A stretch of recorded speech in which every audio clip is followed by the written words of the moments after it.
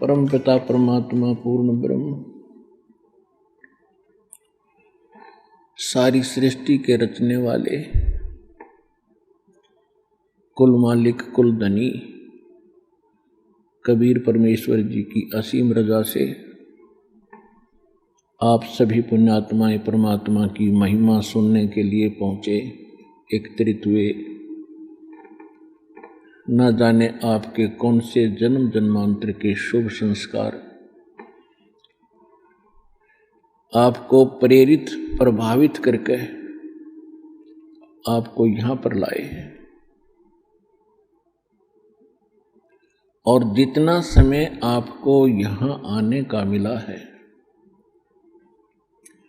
ये परमेश्वर कबीर जी ने आपकी इस काल से जमानत ली है। हम सभी यहाँ काल की कैद में दंडित हैं, अपना दंड भोग रहे हैं, इंक्लूडिंग ब्रह्मा विष्णु महेश भी काल की जेल में हैं। ये हमारे में से ही इसने यहाँ के प्रधान बना दिए, हमें यहाँ रोक के रखने के लिए। इनको हमसे अधिक सुविधा दे दी। आप देखते हैं आपको कितने दृढ़ बंधन से बांध रखा है, और वो बंधन आपको दिखाई नहीं देते। तत्व ज्ञान न होने के कारण हमने इसको एक परंपरा और अपना कर्तव्य मान लिया। सांसारिक कार्यों को करना, बच्चों की परवरिश करना, और उसके बाद यदि कोई पैसा धन अधिक बच जाता है तो बकवाद करना, शराब पीना, डांस देखना, डीजे बजाना, विवाह के अंदर अधिक खर्च करके प्रभुता का पात्र बनना, इस प्रकार की हम बकवाद करने लगे।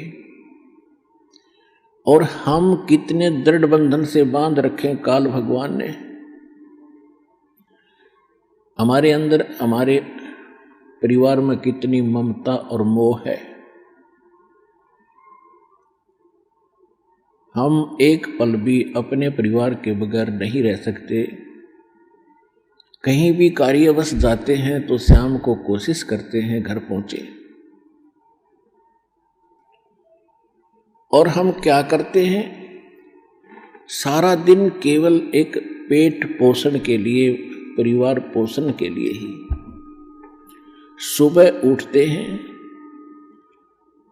खाना खाते हैं, अपने कार्य स्थान पर चले जाते हैं, अपने फील्ड पर चले जाते हैं, दुकानदार दुकान पे, किसान खेत में, मजदूर अपनी मजदूरी के लिए, और नौकरी करने वाला अपनी नौकरी पे।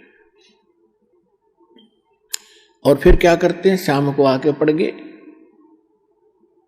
दिन में तो ये इधर उधर की बातें की, रात को उनका चिंतन सौपन में।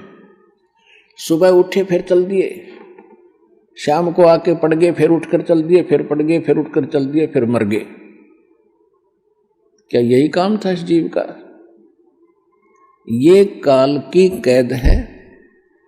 इस सूक्ष्म, यहां पर सभी जो है आध्यात्मिक तरीके से दंडित होता है प्राणी।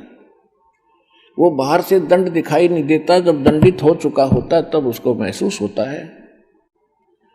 और फिर हम ये सोचते हैं कि हमें ये कौन से कर्म का दंड मिला।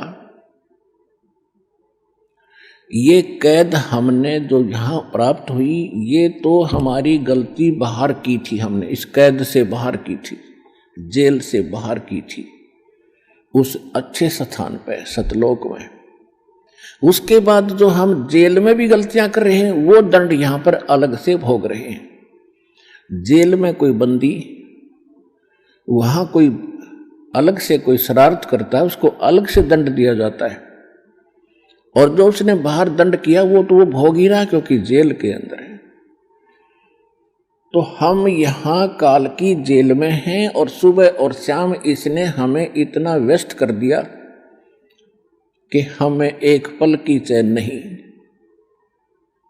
आध्यात्मिक तरीके से इसने हमें इतना बांध दिया। अब परमात्मा आपकी जमानत लेता है इस काल से।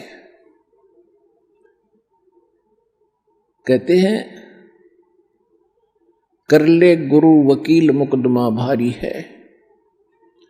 परमात्मा आपके मोक्ष प्राप्ति के लिए ना जाने कितने रोल करता है, कितनी भूमिका करते हैं।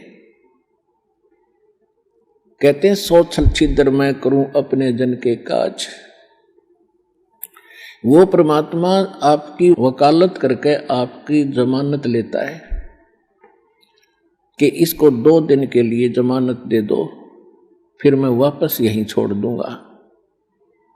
ये 2 दिन सुख का सांस ले आवे सतलोक आश्रम बरवाला जिला हिसार में।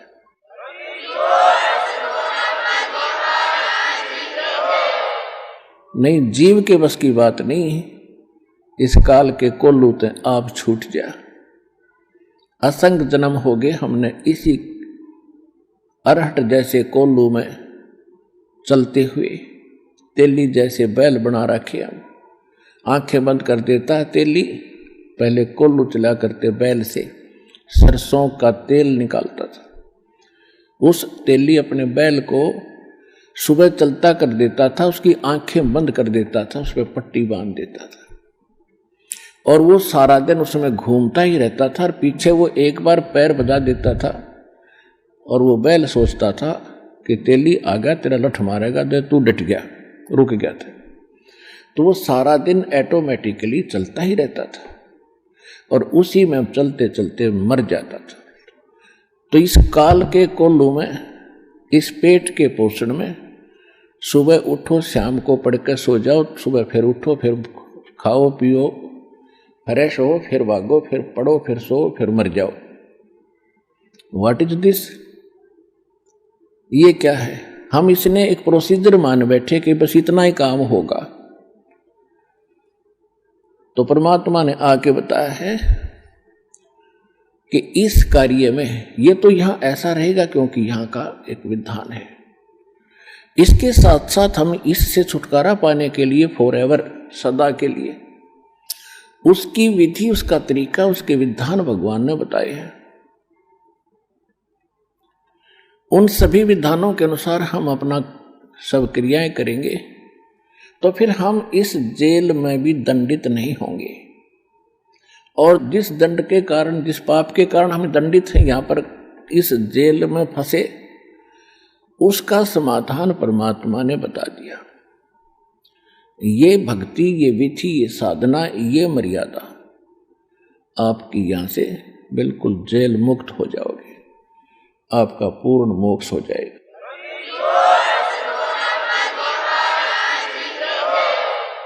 तो उसको आपने